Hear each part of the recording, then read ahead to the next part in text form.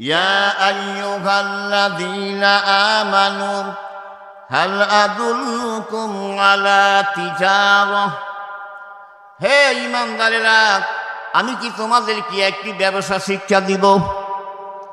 তুনজিকুম মিন আযাবিন আলীম, যেই ব্যবসা করলে আমি তোমাদেরকে জাহান্নামের কঠিন শাস্তি থেকে মুক্তি দিব।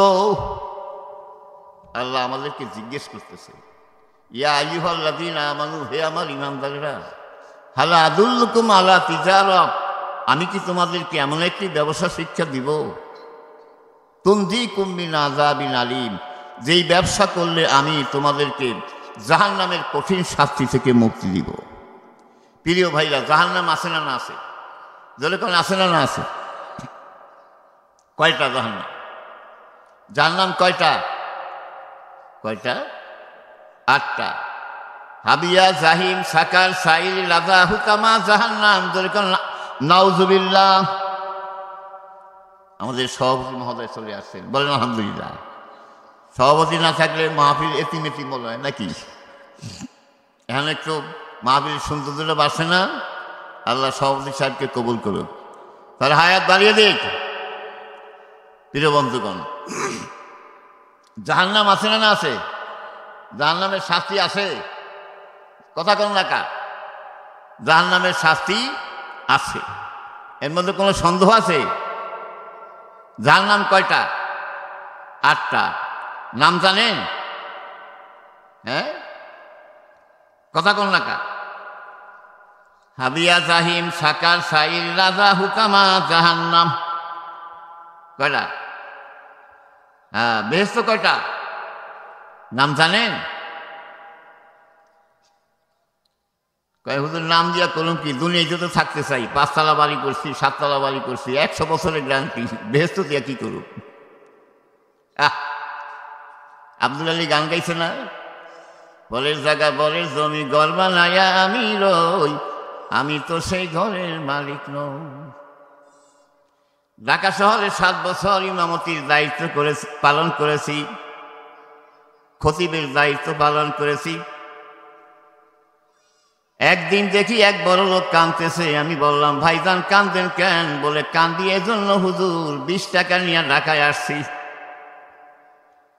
বিশাল বড় বাড়ি করছি, বাড়ি উদ্বোধন করব, যেই জীবন সঙ্গিনীকে নিয়ে সুন্দর জীবন তৈরি করলাম, এত কষ্ট করলাম, বাড়ি উদ্বোধনের আগে জীবন সঙ্গিনী দুনিয়া থেকে বিদায়, আজিমপুরের গোলস্থানে তার ঠিকানা।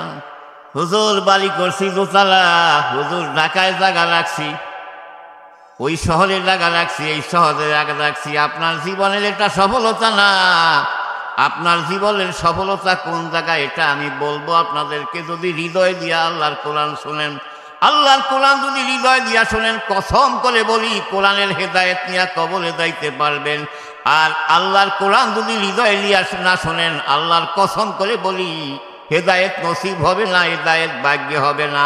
আর আপনার আমার নসিবে যদি হেদায়েত না হয়, আপনার আমার মতো হতভাগা আর পৃথিবীর জমিনে কেউ হবে না। তার কারণে এই পৃথিবীর আনন্দ, এই পৃথিবীর ফুর্তি, এই পৃথিবীর ক্ষমতার দাপট, এই পৃথিবীর ক্ষমতার দাপট, টাকা পয়সার দাপট মাত্র ক্ষণস্থায়ী। ধরে কোন ঠিক না ঠিক?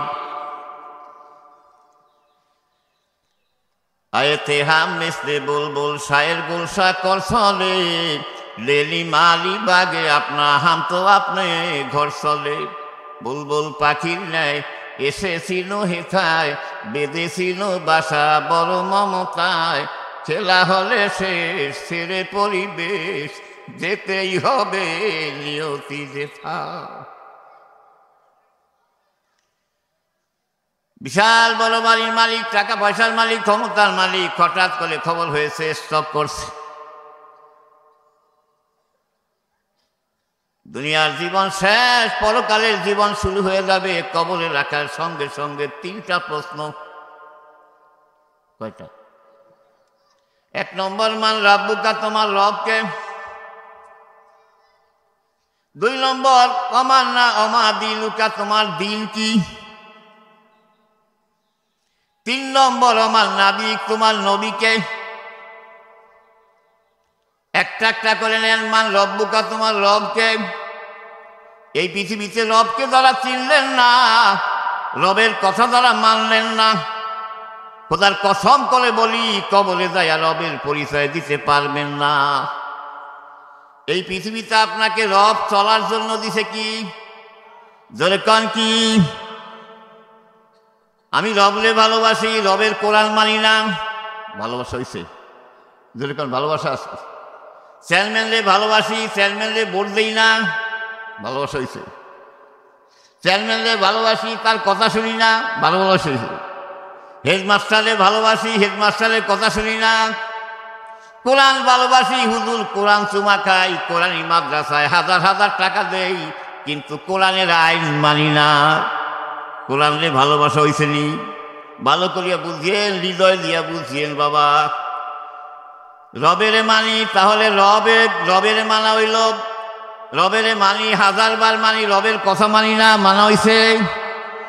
আপনার আমার রব আপনাকে আমাকে কি বলছেন? ইন্নাদ্দীনা ইনদাল্লাহিল ইসলাম।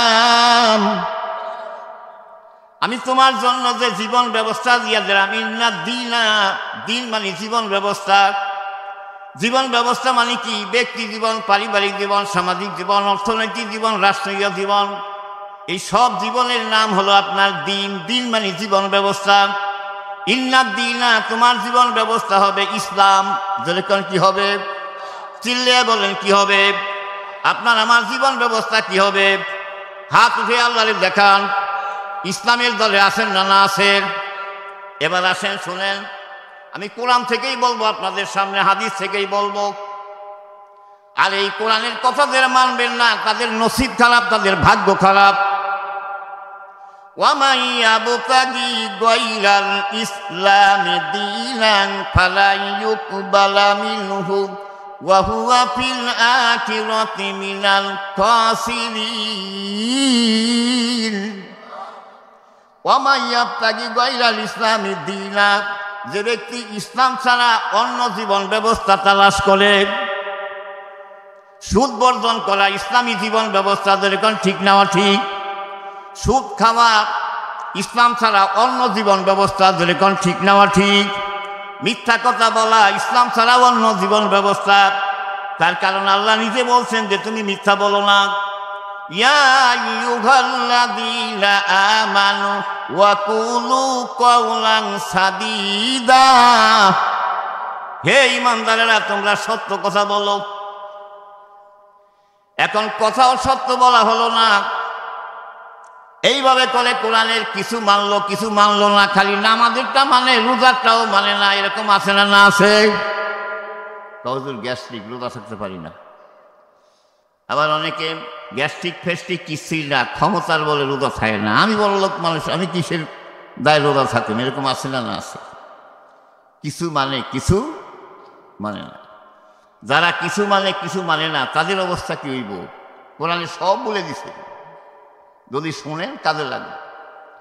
আল্লাযীনা জালুল কুরআনা ইদিন ফাওয়ারাব্বিকা লানাসআলান্নাহুম আজমাইন। আল্লাহ বলেন আল্লাযীনা জালুল কুরআনা ইদিন, আমার কোরআনকে যারা খণ্ড বিখণ্ড করেছে, কোরআনকে খণ্ড বিখণ্ড করছে। কোরআনরে আবার কিভাবে খণ্ড বিখণ্ড করে? তার মানে কোরআনের একটা মানে আর একটা মানে না। নামাজেরটা মানছে, রোজারটা মানে নাই, রোজারটা মানছে, হালাল হারাম মানে নাই। কোরআন বলছে আকিমুদ্দিন, দিন কায়েম করো, ওয়ালা তাতাফাররাকু ফি, এতে মত পার্থক্য করো না, এইটা মানে নাই। কিছু মানছে কিছু।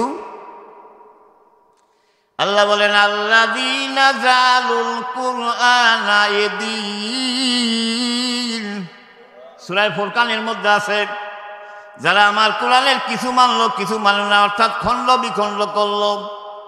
আল্লাহ রাব্বুল আলামিন বলেন ফাওয়া রব্বিকা, তোমার রবের শপথ। আল্লাহ নিজে নিজের কসম করতেছে, কথা খেয়াল করে শুনেন। ফাওয়া রব্বিকা, আল্লাহ নিজে নিজের কসম করে বলতেছে তোমার রবের শপথ। লানাস আলান্না, লাম একটা তাকিদ, নুন একটা তাকিদ, দুইটা গুরুত্ব দিয়ে আল্লাহ বলতেছেন লানাস আলান্না, অবশ্যই অবশ্যই আমি কিয়ামতের মাঠ যেদিন শুরু হয়ে যাবে, মুসিবতের দিন যেদিন শুরু হয়ে যাবে, সেই দিন আমি আল্লাহ তোমাকে জিজ্ঞেস করব, বান্দারে আমার কোরআনের নামাজেরটা মানলাম, আর আমি বললাম আকিমুদ্দিন সূরার মধ্যে, সেখানে তো তুমি দিনের কাজটা মানলা না, দিন কায়েমের কাজটা মানলা না, দিন কায়েমের চেষ্টা তুমি তো করলা না। আমি আমার কোরআনে বললাম ওয়াহাল্লাহুল বাইয়া ওয়াহাররামার রিবা, আমি বলছি সুদ তোমার জন্য হারাম, সুদ খাইও না।